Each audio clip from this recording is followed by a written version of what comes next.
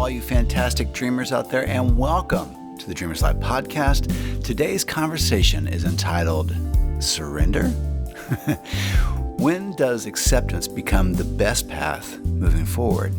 When does acceptance allow us to get on with the things that we really care about?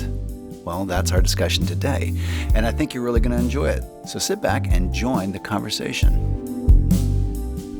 This podcast is a presentation of Pioneer Dream, celebrating 30 years of moving stories for our corporate, nonprofit, and entertainment partners. Well, hello, all you fellow dreamers out there, and welcome back to the Dreamers Live podcast. Yes, welcome indeed. We're coming to you live from the Pioneer Dream Lair here in the center of the known universe. I've noticed that you're already using your podcasty voice. It's more What podcasty voice? It's kind of like an NPR voice. You know what it is? It's a voice that calms people. Is and that it? And I'm just keeping it now. When I talk to people and have conversations with them, talk like this all the time. Like a counselor. Yeah. I mean, It's good. You can't say the house is on fire with this voice. Well, you can say it, but you're going to feel fine about it. It wouldn't mean anything at all. Anyway, I apologize. Go ahead with your intro. Let me start again. Hello, friends. Hi, friends.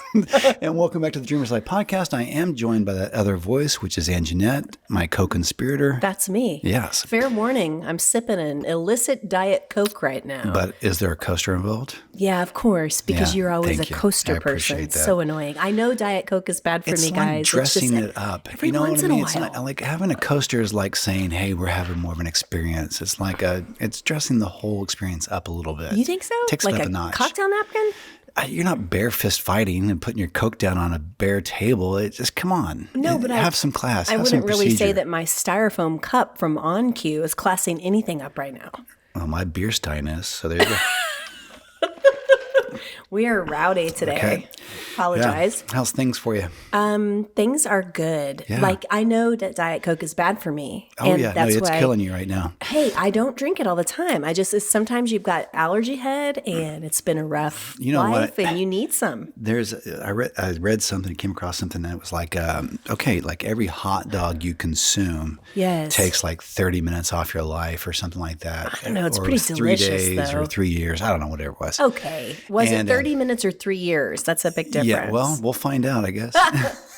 But that's the kind of thing. Like with a Diet Coke, you're kind of like that. Like, how much time am I rolling off by drinking the aspartame and whatever else is in here? Aspartame, right? I know. I know that it's bad, and I know I'm going to have twice as much water today.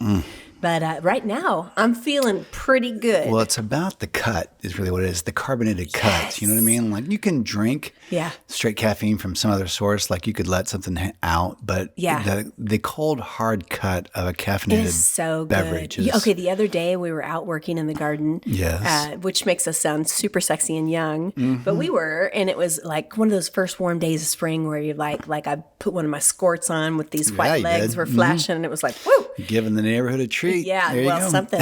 They're very wintry looking. Anyway, lotion would help. That's a whole other conversation. I did notice that parents were making their kids look away as they drove by. Like, don't hurt your eyes, Junior. Quick, put your sunglasses on. Anyway, I was out there and it got kind of warm and I got a thirst and I thought I need to go get a big glass of water. But instead, there was a bottle of Coke Zero, a small one, that was in there and it hadn't even been opened yet. Oh, yeah. And I cracked that puppy and I took the biggest slug of it and it just burned to perfection. Yeah. And I thought, nothing is better. It's only the first couple of sips. Yes. You know what I'm saying? It was so good, cutting through everything. When you turn that lid for the first time, and it's like a greeting. It's like a hello, like a yeah. It's so refreshing, It's almost right? like the Lawrence Welk champagne pop there. Yeah.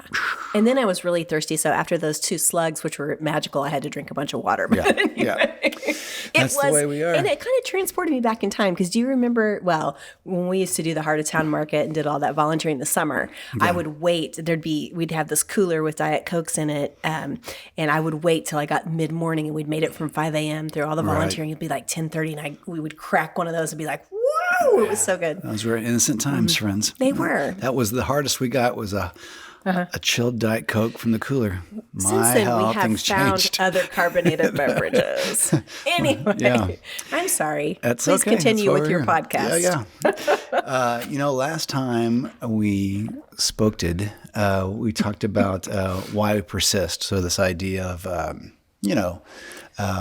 you go through hard times, there are difficult things, and sometimes they don't have visible finish lines, and then you have to decide, am I going to continue to be, who I feel like I'm made to be? Am I going to continue to fight for good or for justice or whatever, and do all that stuff in the face of what seems like challenges and all that kind of stuff?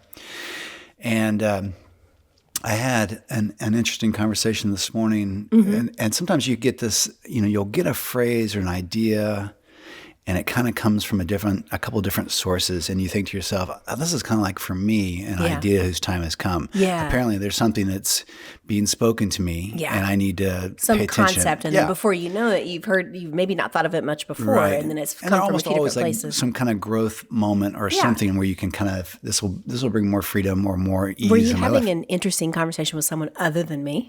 Oh, that's impossible. But it Well, would, it certainly wasn't as interesting as one with me would be. right, exactly right. So the word pops in. So or phrase. So in this conversation, this is I'll kind of give you a couple different places where this came in, and we can talk about it a little bit. So I'm having a conversation with a friend today, and hello, shout out to Richard. And What's up, Richard? And so he was talking about this family member, longtime family member, of course, and within this family member's relationship, there's just a lot of difficulty, a lot of challenge, and the back of his mind, he's always lived with this thought of someday, we're going to turn a corner here, and this person's going to get it, and there'll be some understanding, and maybe some reconciliation, and maybe we can all move on with things.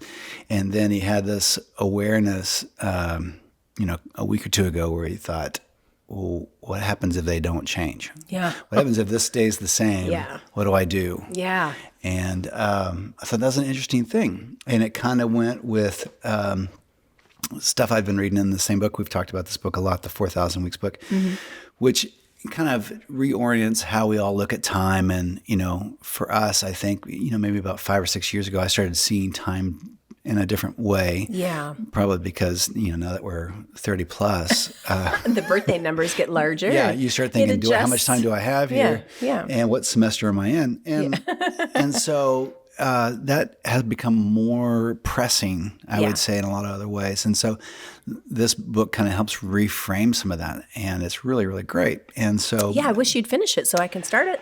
You're so close. But part of this thing has kind of been, and I really hate this word because I have so many friends who misuse it, in a way that gets tired for me. But this word surrendering to something, I just hate it. But what he kind of uses it in this context that, in a sense, there are these things we bump up against in our lives that we kind of rail against or fight against, of which we have no control over, like time. Right. And he says, if you can kind of surrender to the concept of time, of how much time you have or what the average life expectancy is or any of that kind of stuff, if you can surrender to that, then you can begin, which is an active thing. It's not a wimpy or defeated thing. It's not giving up. No, it's an acceptance. It's saying, acceptance is a great word for it. So it's looking at the rules of the universe, the rules of life on this planet, and saying, okay, those are the rules. I know that. I accept the rules as what I don't have any control over changing how long I live or what country I'm born into. All those kinds of things. This is it. This is what I have. So now that I can accept that, now I can decide what I want to do with it. Now that I'm not fighting or railing against it, I can decide, okay, this is the time I have. So what do I want to do with that time? Sure, How do I want to do this? And same thing for our finances. We can always be pleading for more money or looking for more money or looking for jobs, different jobs and all that stuff. Right. Sometimes that's under control. A lot of times for very many of us, it's not. Most of us are not going to have what would be deemed enough money at some level. Yeah. So then you can say, well, this is the money that I have. At least this is the money I have right now. Yeah. how do I want to spend that? What do I want to do with that? That financial picture may change in the future at some point, but this is what it is today. So now what do I do?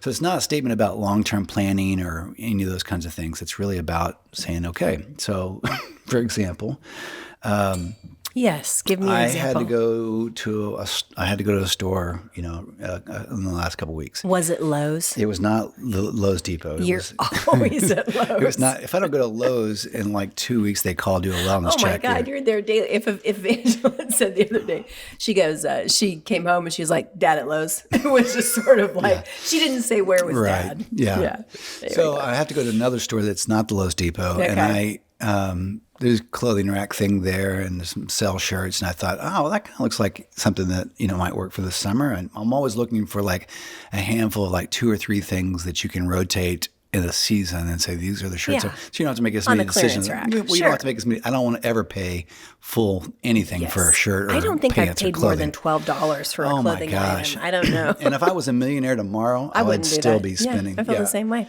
So anyway, I'm at the sell rack thing. There's a shirt that looks like it might work for the summer and everything, and I think, okay, great, I'm going to try that on. And so I go back and they give me the little check number that says this is the number of garments you have, and then they point me to the rooms that are open, and I go to the room Oh, that's open. you went to try it on? Oh yeah. Wow, that's so then bold. I go in there and it's always it's a funny thing because I wear glasses most of the time now, and so I have to take the glasses off, then you have to disrobe, and you have to put get the shirt, and then you're thinking, do I put the glasses back on so I Yeah, can see the shirt? it's a And all whole that deal. stuff. And so somewhere in that process,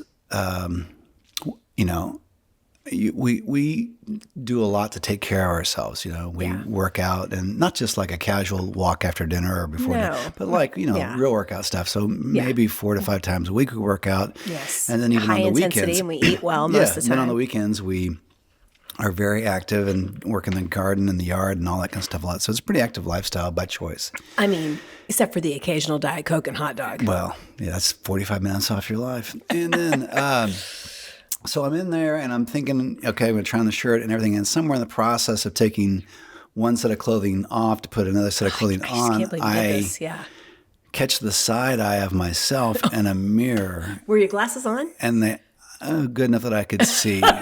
And I looked, and then I have to do the head tilt and turn to the mirror. And I'm like, what the filth? Why are we even trying? There's moobs and things are hanging out, and you're just like, it's man boobs. yeah, Moves, and yes. I'm just like, what? Why? You just don't look. I could have told you not to look. We've been doing the workout stuff for years. It doesn't, and yeah, eating help, right. I And how many conscious decisions have I made about Yeah. food? Yeah. And what to put in my body and what On not the to put. daily. And then I'm just looking in the mirror and just what? Don't put your Why? glasses on. You got first off, And why? it just ruined me for days. Okay, first off, you look super cute. But secondly, why the heck would you go and try something on? Those mirrors are death. I don't want to take things back. And even Why? if it's on a sale thing, I'm like, am I going to take a $4 shirt back, or do I Yeah. just live with it, or just donate Well, it, or now what? you're left with this crushing image of yourself. Your self-esteem has been lowered. It was worth the $4. It's been devastating. I've not been the same since. And then, It's only funny because this is my entire life, Well, and now you're experiencing well, it. and here's the thing. So, most of my life, not earned. I've been, I was.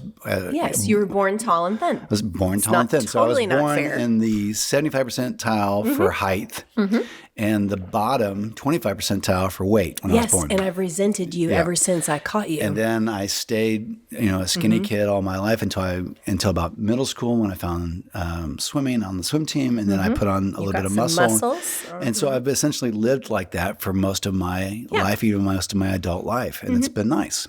And so now I'm doing all the work, and nothing is working. Yeah, And- welcome to my world of my whole life.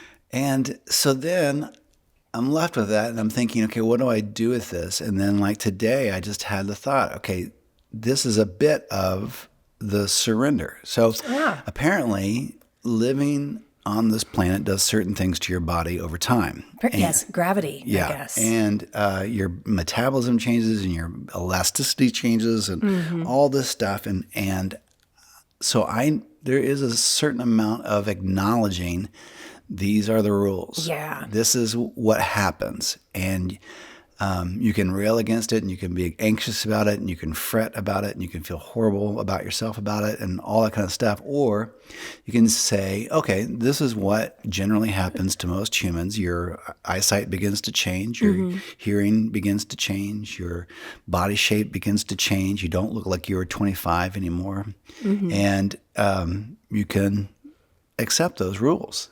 Now, for me, that's a moment of surrender, or that's a moment of acceptance, and I feel a weight lift off of me. Really? And I can also say, now, am I going to try and get everything out of my body that I can in this moment? Yeah. I mean, that's what we've been doing for a long time. So I'm going to continue to eat healthy. Yeah, I'm going it's not like you're going to give up exercising. I'm still going to go to the doctor whenever I need to. I'm still going to do everything I can for my blood pressure. I'm still going to do everything I can to be healthy and to maximize my body in this lifetime. But I can also acknowledge that what that maximizing looks like is going to be different today than it was 15 years ago or 10 years ago or 5 years ago. Yeah. And it also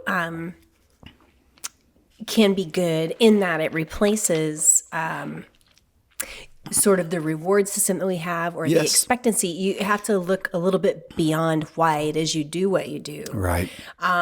It's the same thing we've gone through. You know, if you grow up and you're a musician and you think, oh, I could be famous, or I could at least have a big audience to enjoy what I'm doing. And then life goes on and that doesn't happen. And you think, do I still want to do this? Right. Why do I persist? All those questions. And the same with the physicality of what you're dealing with, which is, exercise is not going to equal looking a certain way anymore. It used to for you. It never has for me. but my point is, then you say, why? Okay, well, I could quit, or why do I continue to do this? And then you replace it with, well, I want to feel better. So I want to be around for our daughter longer. You know, and it can be acceptance. I think can be healthy if we can get to that. I think acceptance gives you the opportunity to celebrate what you do have. Yeah. So, okay, this is what happens. And so I'm grateful that I happen to live in America. I'm grateful that I happen to have this level of physicality right now. I'm grateful that for when so many other people are struggling at that level, that I have this. And so I think there's a certain amount of, I think without acceptance, it's very difficult to have gratitude. Without accepting where you are in a moment and what the rules are, you're always focused on what you don't have. Yeah. You're always focused on what's not here yet. You know, so if I am anxious about finances all the time, really what I'm focused on is the lack. I'm not focused on, oh, okay, this is what I have right now. That's great. Let's see what I can do with this. This is the amount of time I have right now. This is great. Let's see what we can do with this. Let's make some decisions on that. You know, you were just talking about creative endeavors. And, you know, so acknowledging that we're at a certain place in our lives where maybe we won't be able to achieve some of the things we thought or hoped to do when we were 20, set out. you know, but we have these talents. So, how do we use them now? Acceptance is saying, oh, I'm probably never going to be famous for X. I'm probably never going to reach a level of Y. So now what do I want to do with what I have? Yeah. And so, but you're right. Unless you acknowledge that, which I think takes some humility. Oh, yeah. Then you will just continue to fight for those things that you initially thought were going to be so valuable, but they're not happening. It will interrupt the enjoyment you could have along the way. Yeah, yeah. And wouldn't that be sad to have spent your whole life not accepting those things? And so in essence, sort of wasting what you have left? I think so. I mean, I think that's it. That's hard though. And don't you think that's, I think there's some days where, you know, you're going to wake up and you're going to say, okay, I accept this. I surrender. And a lot of times looking at other people and their successes, then you have those days where it seems like somebody else is doing so much better than you are and on those other ways. And envy can set in like, well, you know. Yeah, absolutely. And that's part of it too. I think in this surrender moment, there is a weird thing out there that, you know, that we fall into. And it also gets kind of into this book, but this idea that there's something else always out there. Yeah. There's a better car, there's a better marriage, there's a better job, there's a better country, there's a better thing out there. And so again, it's the lack. Yeah. I would be happier if I got to what I don't have. Well, and in an age like never before, Mm-hmm. where there's also so many advantages to living when we do, but all of that is within our plain sight. Right. I mean, like, think about the concept of, do you remember when it first came out? It seems so old now, but Lifestyles of the Rich and Famous. Sure. Do you remember that Yeah. show? What was his name? Rodney somebody. Yeah. It'll come to me.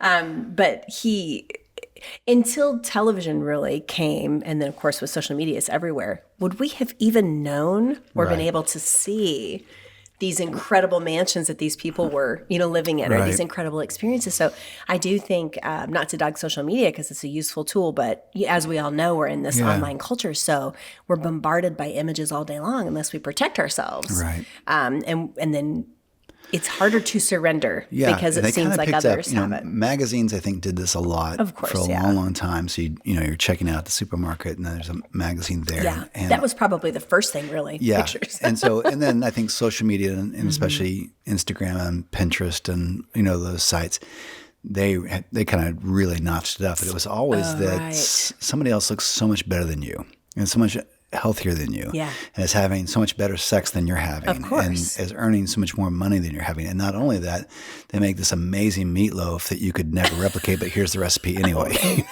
Yeah. Whatever it is. And so the idea of someone else is doing it much better than you're doing it, is really in this setting this envy cycle up. Oh yeah, and it'll run your mind and heart ragged, chasing after it. It just makes you so unhappy with everything you have. Yes. And it's amazing. So now we get into this thing, even kind of beyond our personal life. So the idea of saying a certain level of surrender that, okay, this is my job today, or this is my spouse today. This is my spouse today. This is my age today. This is my family today. This is my scenario. These are the things I really cannot control, and to some extent. So what can I do with that? So that there's a certain amount of that surrender is really, really healthy for us. But then there gets to be a certain level of surrender on the world around us too. Oh, yeah, so yeah. this idea that, especially with the news cycle, we're constantly getting this message of all the things that are happening in the world. And as, naturally empathetic people, we feel a level of responsibility for those things. So Yeah. the government's doing this, or this politician's doing that, or someone said this, or this is happening over in this country, or this plight the is super coming sad on. stories of So, tragedy. some level of that surrender would say that is the world we live in. Yeah. That is the place where we are in. And no matter how badly I feel or want, I cannot change that. That's the surrender. Yeah. No matter what I want to happen with Ukraine right now, what I want will not change what's actually happening in Ukraine right now. Yeah. That is the surrender of the world we live in. That's the acknowledgement. And the same thing with government, same thing with our, the community we live in. We like so many cities, have a whole level, increase of homelessness Yeah. and home insecurity and on and on and on. And so, we take steps towards trying to help that in our community and stuff. But the reality is that is where we are right now as a country. That's where we are right now in this world. So there's a certain level of surrender that I cannot fix that. Yeah. I cannot change that. And probably some of the level of that surrender will allow you to address that topic in a way that you can influence, but not necessarily run you ragged or kill you in the process. So if you happen to be going to dinner, now you don't have to lose the night because of somebody else's challenges. Yeah. In the same way. You're good at helping me with that, because I tend to be overly empathetic, and that doesn't make me a better person. It's just sort of the way that I'm wired. Right. And so that can be a good quality because you see Yes. people's needs and you are aware of people's emotions. It can also be exhausting because Right. and in a way, if I feel like I'm the one who has to fix everything, Right.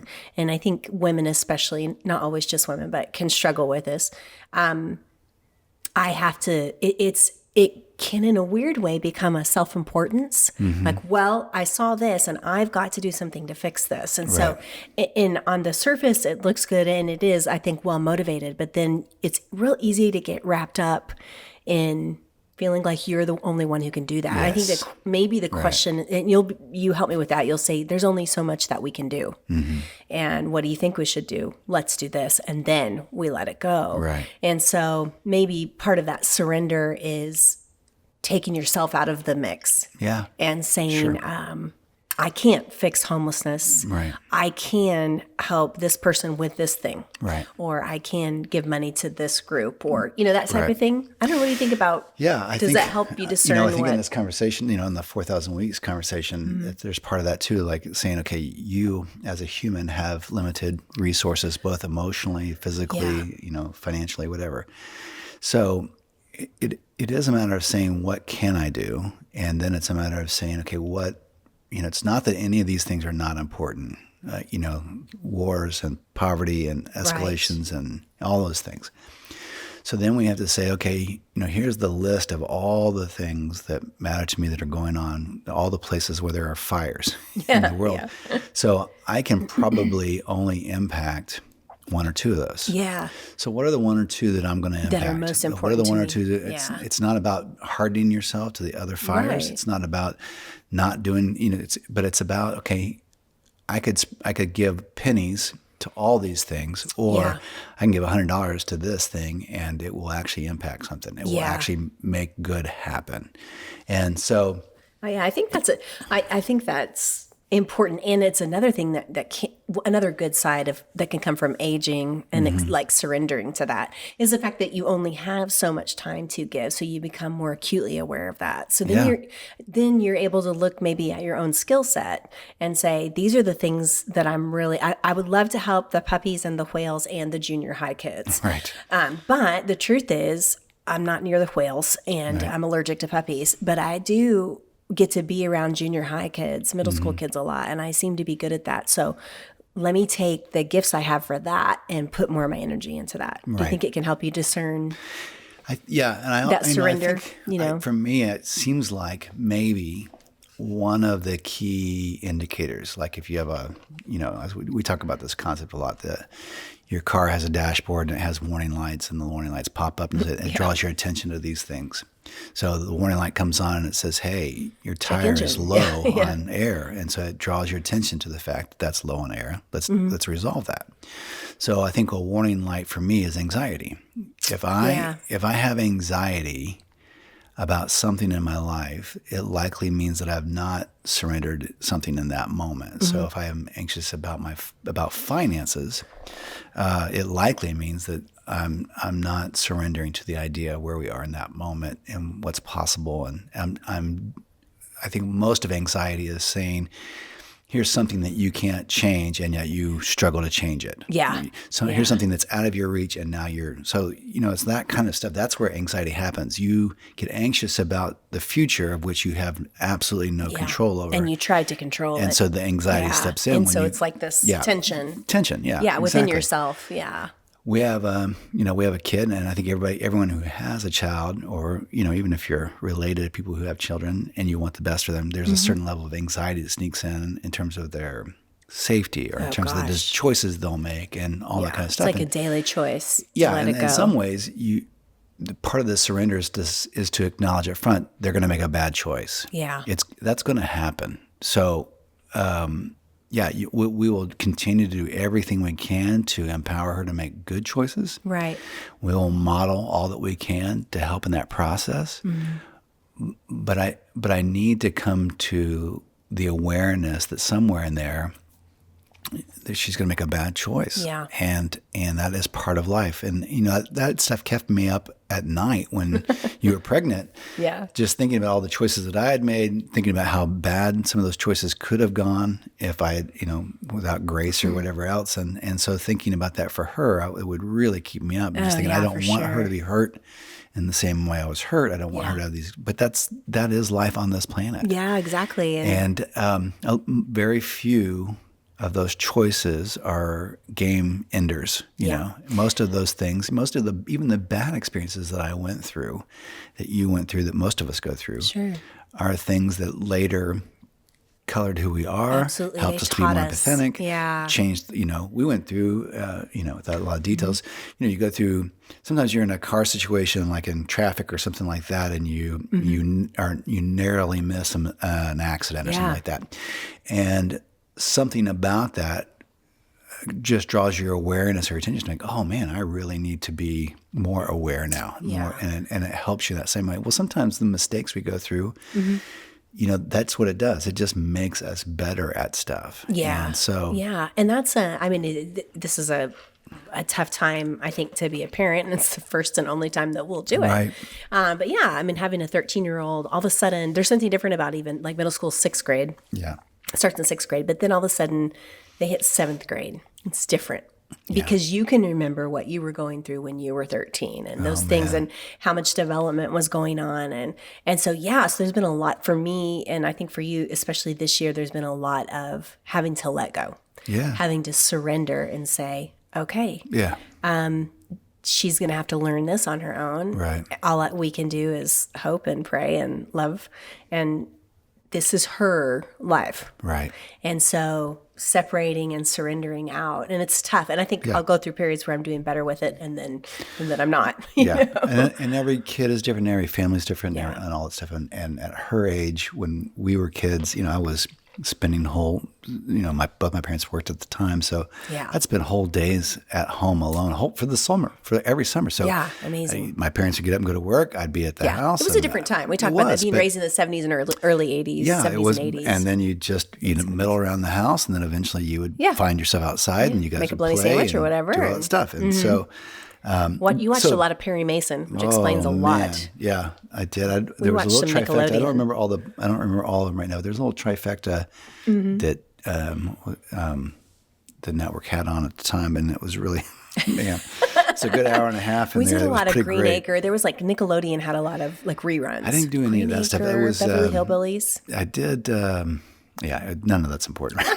You're trying to take me down a rabbit hole. I'm really sorry. No, what I was going to say was that, even like last weekend was, so, this is not a big deal for a lot of people, but for us, we left her at home. We went out to go take care of some stuff, and she's of age. She can do that. Yeah.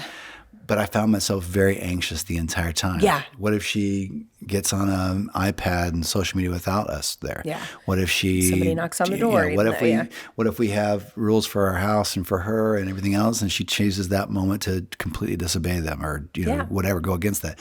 Well, what happens if she hurts herself in some form or fashion? All those things. And so I was really anxious the entire time we were away, and then I thought to myself, that's going to happen, and you have to be okay. There are very few things that she's going to do that are going to be irreparable, irreparable. But she's probably going to do those things. Yeah. She's going to break rules, and that's going to happen, and all this kind of stuff. And which is so funny because my dad was a very anxious and controlling kind of person, and the idea that somehow he could leave me home alone for all that period of time is amazing to me. And I think of myself as more relaxed than him, but the reality is it's just where you put your focus. He really evolved and was very loving. But and he would say that he struggled with anxiety, and I think everyone struggles with the anxiety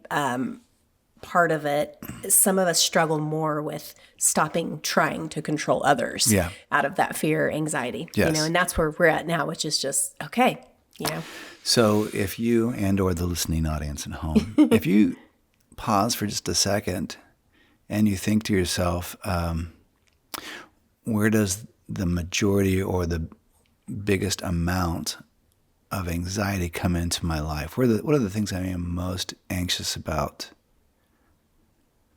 And then what does that possibly tell us about the things that we are not surrendering, and then the things that are, really beyond our control that we're still fighting? Because It is a weird thing. That's why surrender has such a bad connotation. So many of us, it feels like giving up or quitting or whatever. Yeah. But the reality is what it is saying is, here's something I have no control over, which I'm expending a tremendous amount of energy on fight. and strength and everything else. It's keeping me from doing the things that I can control. And it's a waste. It's an absolute draw, waste, depletion of who I am. So what are those things for us individually? That we are having trouble surrendering. Yeah. Well, if Yeah. we use this test, this dashboard light of anxiety, which I think is pretty accurate, then that should tell us the things that we're struggling with to yeah. surrender. Do you want me to make a verbal list right now in front of everybody? Well, you can just mention one if you. Well, there's several things, if I'm honest about it. For me, on kind of a lower level, if I get anxious about my body and how it looks and my appearance, which is really ingrained into young women early on, I feel like more than for men, even though I know logically that none of that matters, that I am my soul, etc. But, what we started talking about, if I let upset about that or the way I look despite my best efforts or the way my body doesn't cooperate or feels, that can cause anxiety. It's something that I don't externalize to anyone, but I will beat myself up about it. And it will dominate my thought cavern. Yeah, right. And for me, a lot of times it'll be, running into somebody that looks a certain way. And what's funny is I would never be as harsh to anyone else as I am to myself. Right. So that's something that I struggle with, honestly. And I think a lot of women do. Women that weren't born with the tall, thin. I'm so grateful our daughter's built like you because I didn't want to watch her suffer through that again. Right, She'll have her own challenges, and she does. But, so yeah, that can cause, that's on a lower level, but definitely the parental thing. I mean, the idea that, that person could be, this is some deep shit, excuse me, everyone, but that you would have a person, this is what every parent goes through in their life, that you love and adore, and then they become intertwined, and the fact that they could be taken from you is the deepest. And also that they are eventually they're an autonomous individual. Yes, yeah, exactly. That part to me is okay, but yeah, I have to really fight, and especially But you're not freaked out about the idea that someday she might go to college and make all kinds of decisions and choices and all that stuff? No. I am, but I am, but I also, as long as she's around, and she's okay. So yeah, I do worry about that, but I also can see that she's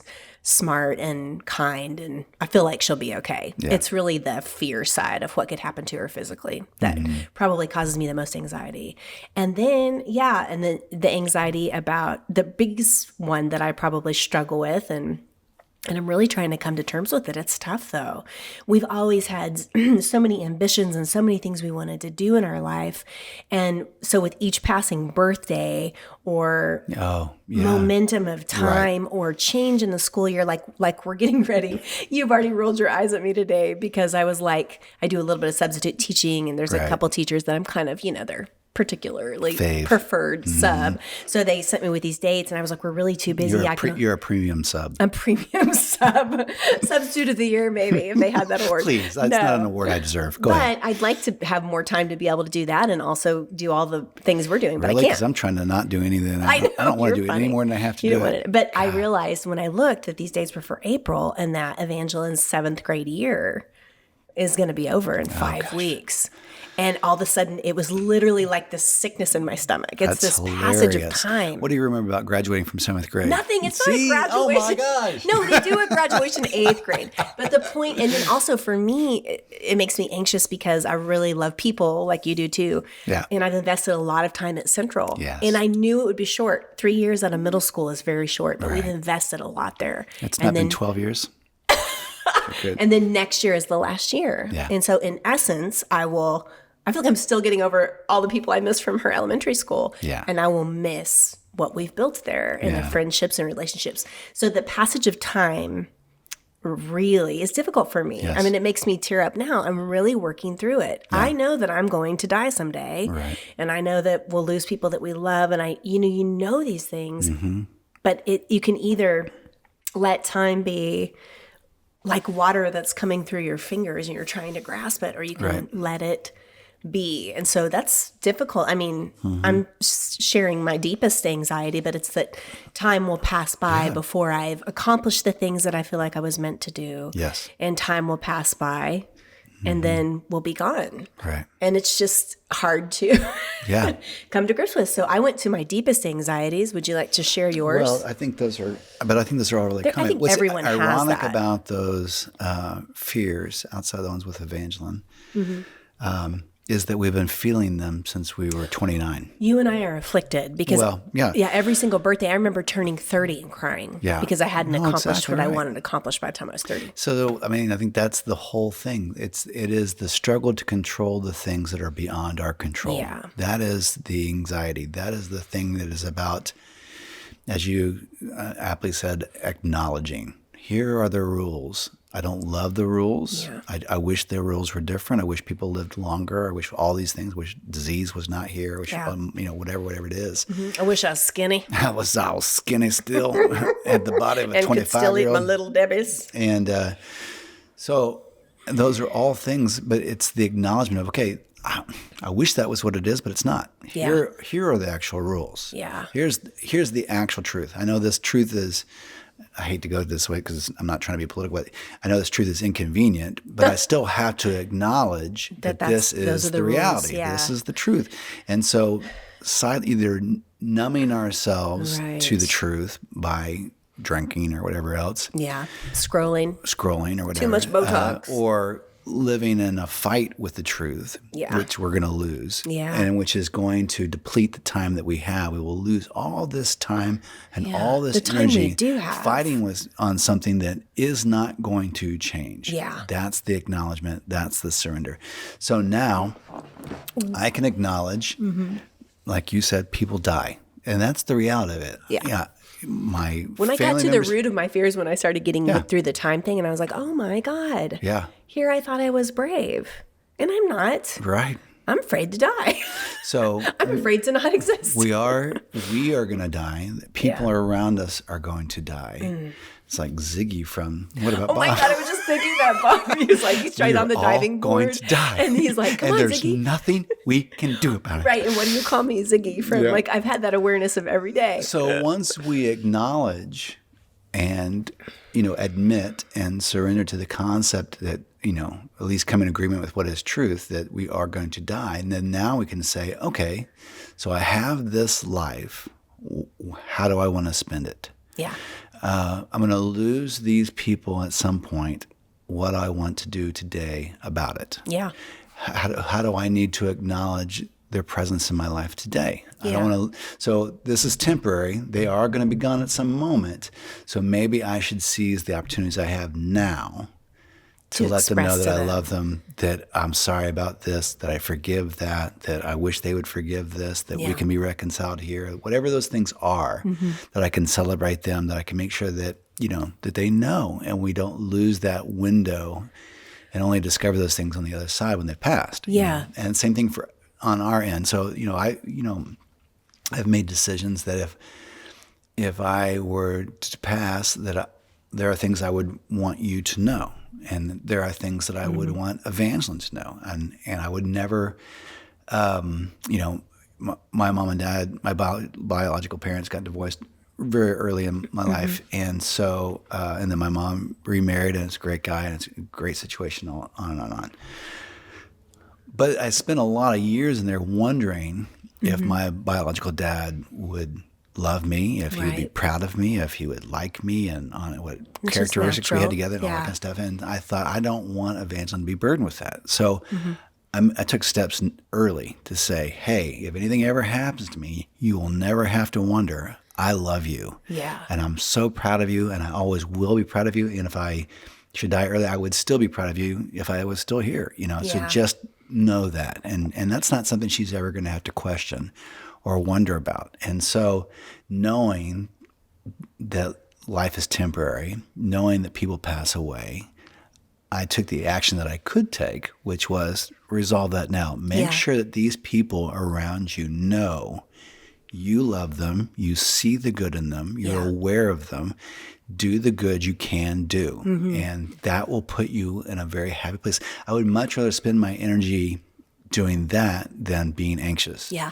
Or Well, if living in we- denial or whatever else. So I was going to say, if we don't surrender and we don't come to acceptance, we would spend the time that we have fighting it, Fretting and freaking out. fretting about it, instead of expressing the love we have for the people now and doing the good that we can do now Right. with what we have left. By the way, if you'd have told me when we sat down today that we were going to go this deep about yeah. our deepest fears, but I mean, that's another one of our fears is irrelevance. Does Yes. anybody? Yes, Right. culturally, socially, And musically, so- like irrelevance is interesting, But yeah, if we It is. And so we what don't- is the cure for that? If that's your So I anxiety, think- what's your cure Oh, for you it? mean the irrelevance? Oh, that was kind of an afterthought.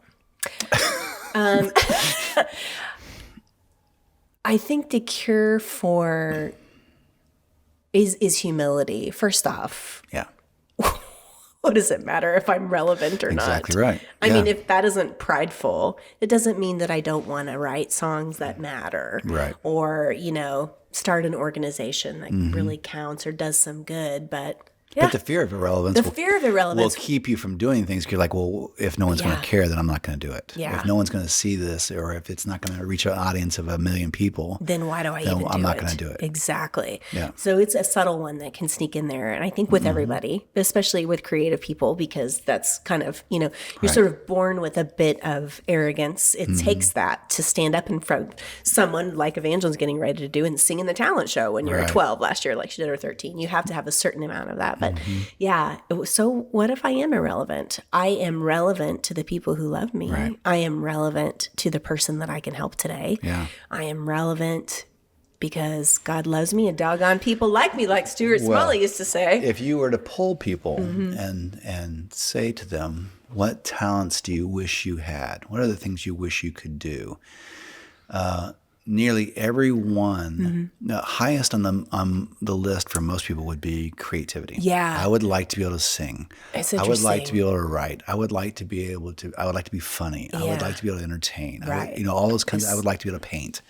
And none of those conversations would anyone care, or in most cases, people would not stipulate, I want to be able to sing and make a lot of money and be famous. No, they just want to be able to sing. Yeah. And here we have some of those gifts and some of those talents, and we have them. Yeah. So and they let's- can feel like a frustration at times, or they can be accepted as the gifts that they are. Right. And so I think the opposite of that anxiety that we were talking about before are, and like, certain words get overused, but like surrender kind of gets overused. Yes. But it's really the opposite of that anxiety would be trusting in your own value, and then making a choice, which probably is daily, to rest in knowing that you're loved Yeah. and trying to see the good that you can do. And it's sort of like trust and rest would be the opposite. It Yeah, takes trust I would to be add able to that. rest. I would add to that probably gratitude. It's hard to be yeah, I grateful know, if right? you're always envious. It's hard to be grateful It's a if gratitude you're blocker, envy. Yeah. If you are constantly wanting for what you don't have, it's very difficult to acknowledge and enjoy the goodness of what you do have. Yeah. And that's a big deal. But gratitude is a daily battle. Oh yeah. It's an funny awareness of because it. it's so easy how the things we don't have, or Mm-hmm. the pain, that physical pain that we are struggling with, or all those things can be so loud in our mind. And really, I think one of the only ways to quiet them is gratitude. And like we'll have certain days where we're on the struggle bus, and you and I and our little family, we're pretty honest about that, Mm-hmm. and it allows us to give that person extra grace. I'll be like, I'm on the struggle bus today, and you're Yeah. like, that's cool, I get it. And so gratitude. Then sometimes I'll say to you, be like, I'm getting my gratitude on. I am thankful for Right. you. You know what's great? We live in America. So it's great. I have you. I have Evangeline. My pants still fit. Here's an interesting spin on that. So, I mentioned this idea that was in a near accident, a while back. And, You handled that well, by the way. oh, well, thanks. Because I know how thoughtful you are, and one of your deepest fears Yeah, so is, in the- is hurting somebody, which you didn't. In the near but accident, being responsible for it. something happens and, you almost have a wreck. And so things happen and you don't have the wreck. And all of us have a tendency after that moment, you can start replaying that moment, think about, oh my God, had this happened, or if this had happened, or this had happened, then, all the damage or all the injuries or all the things that, and so when I got up the next morning, I was still thinking about all that stuff, and I don't want to make it a bigger deal than it was. And thanks, moms, if you're listening, don't worry about it. It was okay. It wasn't like that. It's just stuff that happens. But you have, you're just, your mind goes to what could have happened. Yeah. And so in that moment, I thought, what do I do with this? We were in this thing, could have been an accident. I guess it could have been pretty bad had this or this or this or this happened. Yeah. And what do I want to do with that? Mm-hmm. And then I thought, okay, you can either replay this in your mind with all the worst case options. That didn't happen. All the worst case scenarios, all the things that really could have happened. Or I could just decide today to be grateful that didn't happen. Right. I could just decide today, instead of going to the worst case scenario and wearing myself down and freaking out and living with all this anxiety and fear, I could just say, okay, first of all, this is a great chance to practice even more defensive driving and more awareness and all that kind of stuff, and just to do everything I can do. But at the same level, I could say, oh man, I'm grateful that did not happen, and focus on that part of it, How on cool the is joy it that of it. that did not happen? Yeah. To be here this morning and not, having gone through that, that's really fantastic. Yeah. And so I chose in that moment, and it was really liberating. Yeah. In that moment, You let it go. Okay, I'm gonna let this go. Yeah. It's not that I'm not learning from the experience. It's not that I'm not going to do, be even more aware and diligent and all that stuff in the future.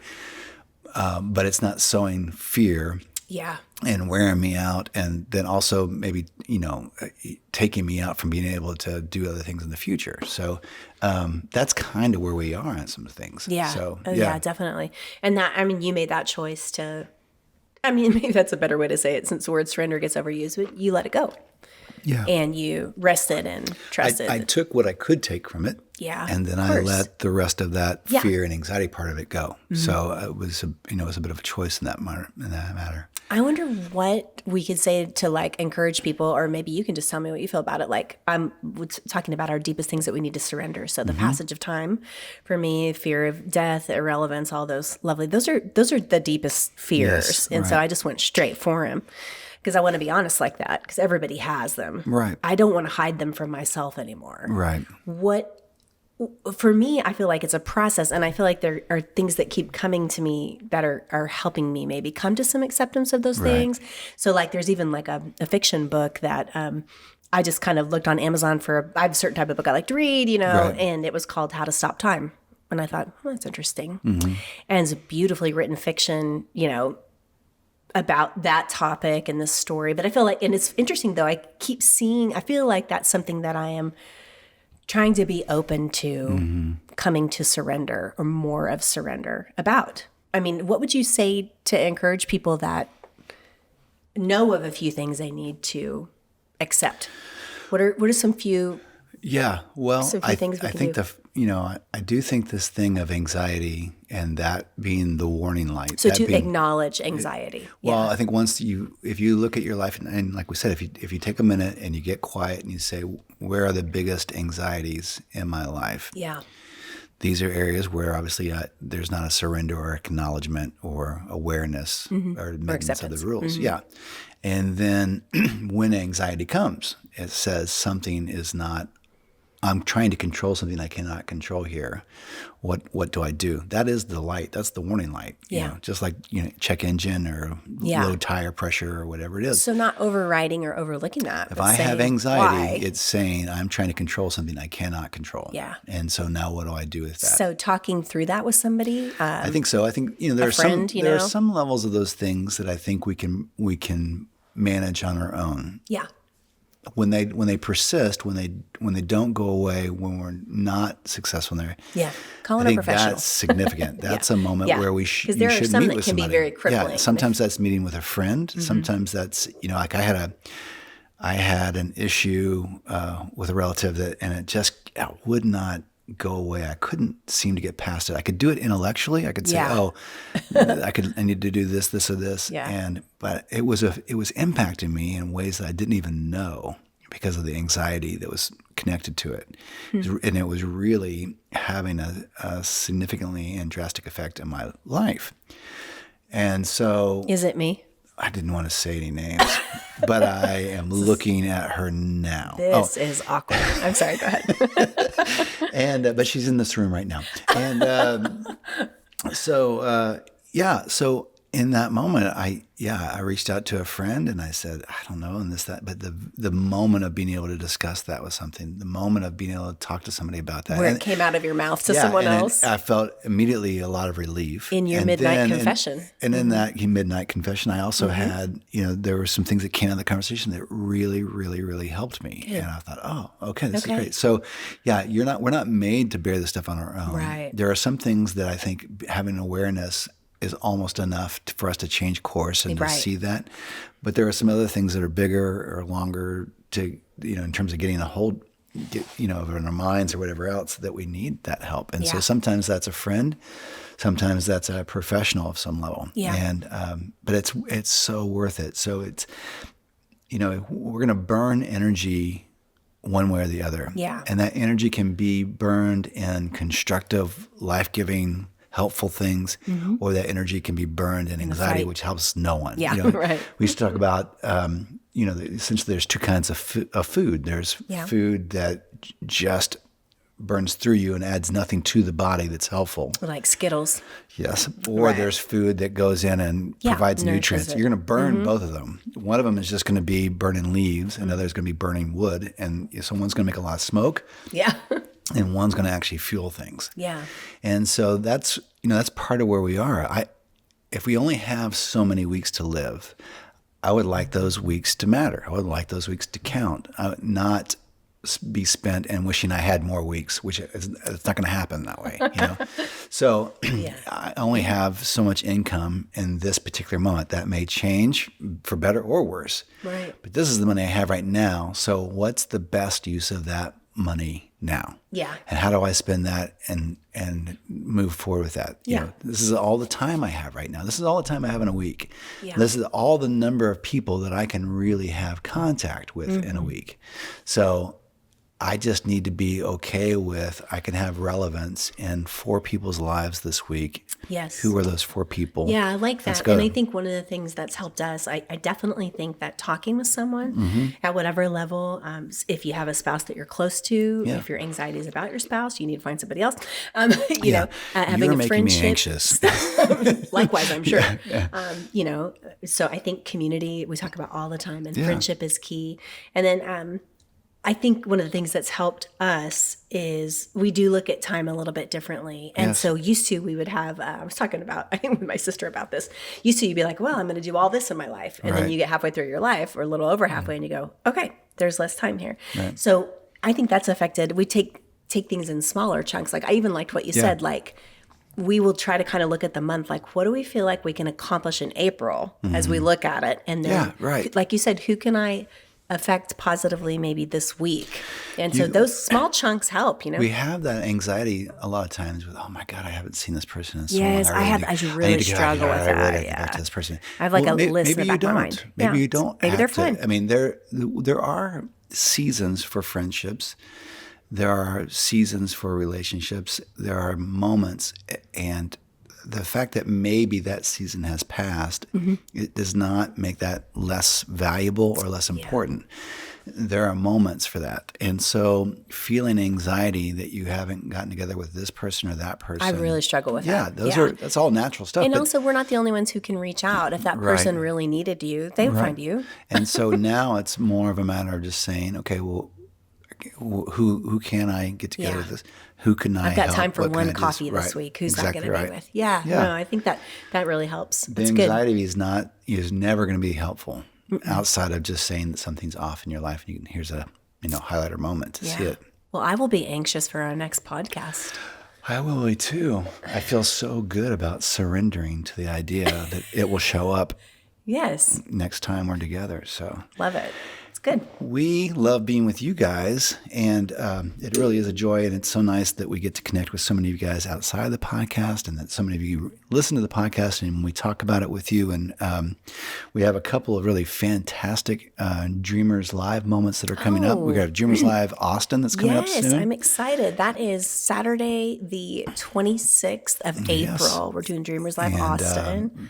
We've got a private Dreamers Live event that's coming up at a location we cannot disclose because it's private. It is in May. That's going to be fun. Yeah. So anyway, we'll tell you about it after. I'm sure it's going to be just great. as a great reminder that if you would like to do a Dreamers Live conversation or do a Dreamers Live podcast or Dreamers, all those kind of things, just message us and let us know if there are some things that you have questions about or think would be a good topic for this or whatever. Yeah. Let us know. And as always, we would so appreciate it if you would just take that little share button, Yes. copy the link, and send this conversation to somebody you think could really benefit from it. That's the best way to help get the word out about the things we're talking about. And I think it's kind of neat, if you know somebody that maybe is struggling, particularly right now, is surrendering. I mean, all of us have. This would be a good one to share and say, hey, why don't you listen to this and let's go get coffee. Yeah. And we'll talk about it and use it as a springboard to have some better conversations in your own life.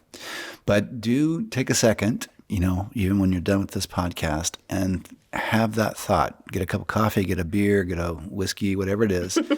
Sit down for a second and think, where am I most anxious in my life? Where does anxiety continue to pop up over and over again? And what is that anxiety saying about where I am? What is it I'm really most fearful about? And is it something that I cannot control? If it is, then how can I accept that? And if it is something you can control, then let's do it. Let's put things in order. Let's get things organized. Let's conquer those things. And because the things that we often fear the most are the things that usually have a solution. And if you just take a risk on it, you'll get there. Good. Yep. Good advice. All right, friends, until we meet again, we thank you for listening and peace out. See you soon.